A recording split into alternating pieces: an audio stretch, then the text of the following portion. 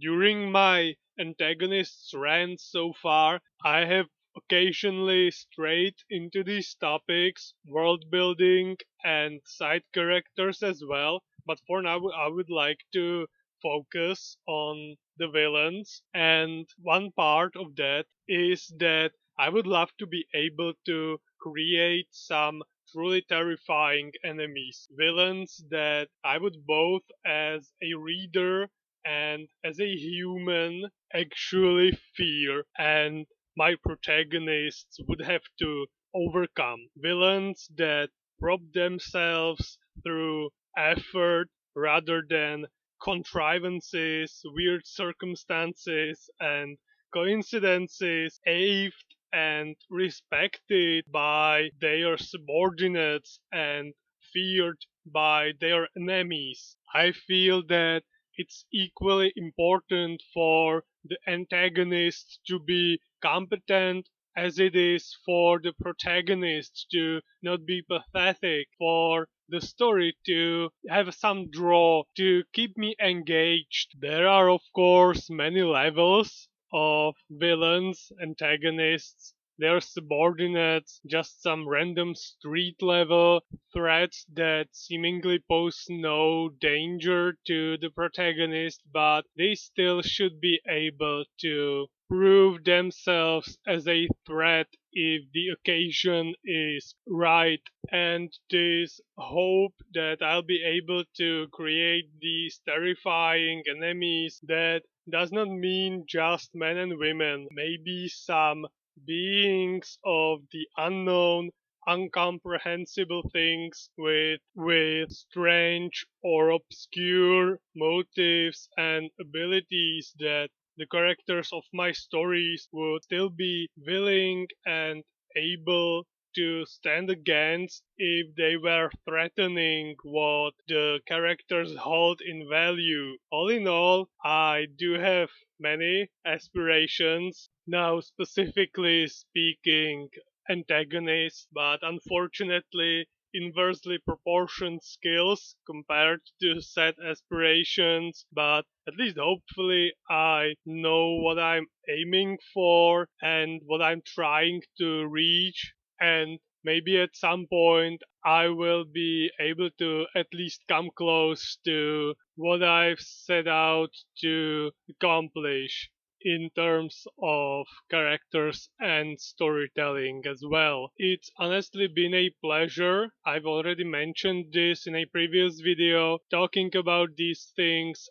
putting them into perspective and looking at various examples in stories that I've read before or interacted with in any other way and just haven't noticed or glossed over. I think that I'll be able to finish antagonists somewhere in the near future, and then I would like to talk to myself about other aspects of storytelling, namely side characters, world building, and then going back to protagonists since I've really just touched the surface on that topic. But for now, the main focus is rapid arrows. I've finished with them settling down the grudge with Dark Riders, and now it's time to embark on new adventures, new journeys, with the club being pretty much complete, just missing some temporary members, and right on time their next client who requires their assistance appears in a form of a small child, a little girl whose ball dropped down to the sewers, and our heroes are ready to jump in and attempt a retrieval of said object. And to find their way in the underground maze, they use the centuries old technique of marking their way using breadcrumbs. There is a hint of how it is going to fail right in the third panel, where we can see a small rat, which doesn't really take much to figure out what's going to happen. They are able to retrieve the ball, but unfortunately, they find out rather soon that the crumbs are gone, and now they've been wandering around for a very long time on the surface. Meanwhile, the quest giver has been waiting for few hours and is already quite scared for the adventurers. So she asks a patrolman to try and find them. Redcap even got nauseous from the bad air in the sewers, but obviously someone like Mirek would never leave him behind as he requested, so they are carrying him with them when they finally hear the whistle of the patrolman, who finds them and scolds them slightly for doing something so dangerous, but also gives them praise for not leaving their friend behind, and Mirek carrying Redcap on his back all the way up to the surface, where they give the ball they have found to the girl waiting and promise to never ever climb down into the sewers. Next time, Yindra Hoyer finds some ruins where apparently the ground makes hollow sounds, so Yindra Hoyer thinks that there might be a treasure buried. They gather the necessary equipment like flashlights and rope, and Speedy even carries a bag for the treasure, which is rather optimistic, and Mirek, as the gallant knight and good example he is supposed to be, says that if they actually do find something, they'll give it to the refugees from the occupied territories. So when they reach the ruins, Indra shows them the place where the ground seems to be hollow, and they start digging. While digging, they hear some footsteps and then are interrupted by two men who really want them gone from the ruins, and Speedy immediately sets out to get the police to help them secure their loot. The policemen are initially skeptical, but nevertheless they hop into a car and set out towards the ruins, where the rest of the club is doing their very best to protect the treasure. And before the things can get hairy, the policemen arrive, arrest the two men, and after some more digging, find out that the treasure was in reality a loot from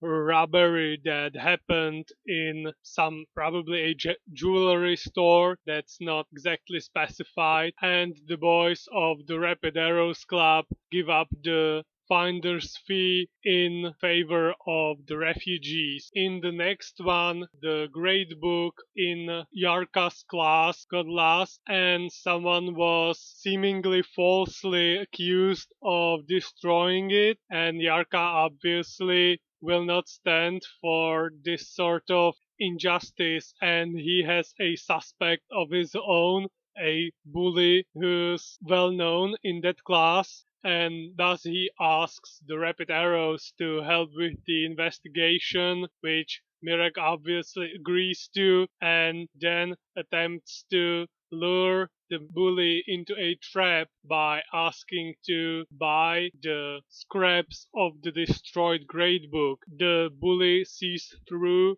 this trap of theirs and reverts the situation on their head, locking them in a yard. Unfortunately for him, the scraps are actually there, so the four boys secure the evidence while Yarka Metelka opens the lock for them and lets them out. The bully sees that and attempts to stop their escape with the incriminating evidence, but he finds out that Mirek might be this paragon of good and justice, but he's also not afraid to use his fists when push comes to shove. So the bully and the true perpetrator in this case gets punished both by being expelled and by having his nose beaten by Mirek. Their next adventure will take them outside of the city on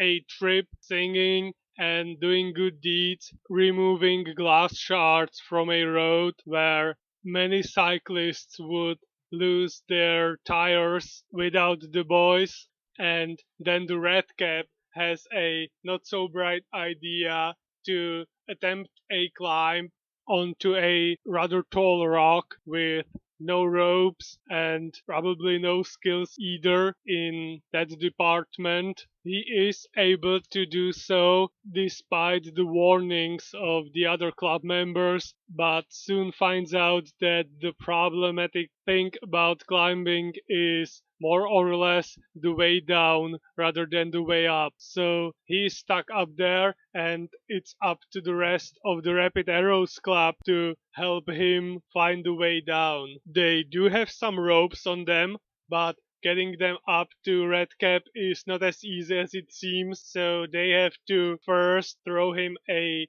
thinner one with a rock tied to it, and only then they can tie a proper rope to the thin one, and then he can tie that rope to a small flag that's been hammered into the top of the rock that he climbed to. What a happy coincidence that it's there. Fortunately, he manages to climb down safely and in the end admits that he is probably not going to be a very good rock climber, but the rest of the boys tell him that he is more than capable of screaming for help. This is where I'm going to stop for today, and I'm going to continue with more antagonists and more rapid arrows in the next one.